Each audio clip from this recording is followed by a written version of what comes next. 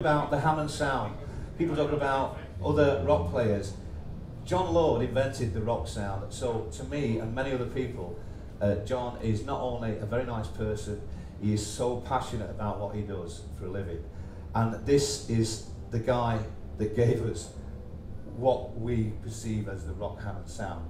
He's a legend, he's a Hammond legend. Please welcome Jon Lord. Whoa.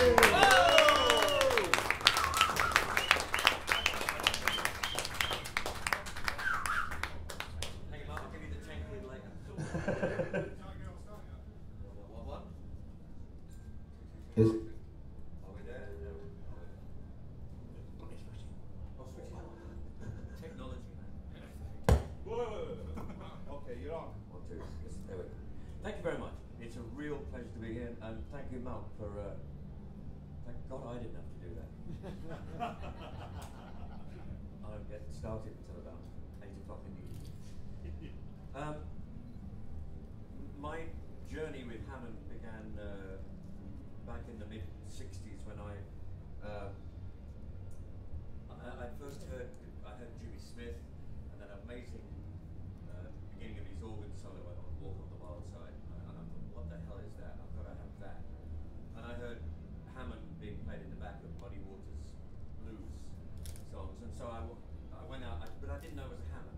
I just wanted that sound, so I went out and bought a Lowry. Which was rather stupid, but I was so young and I didn't know any better.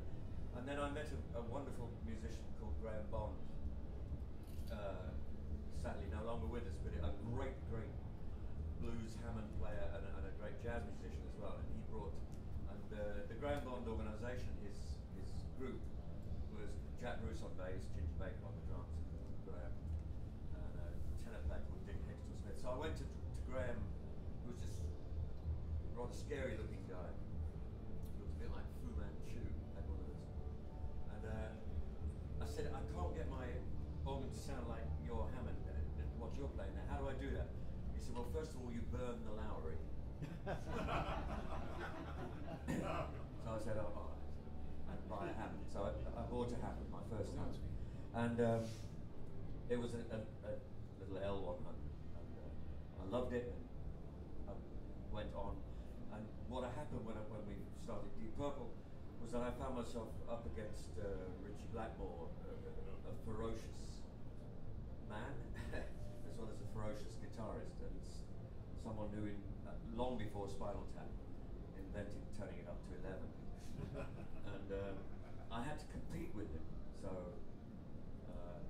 I had to make the Hammond part of a rock band.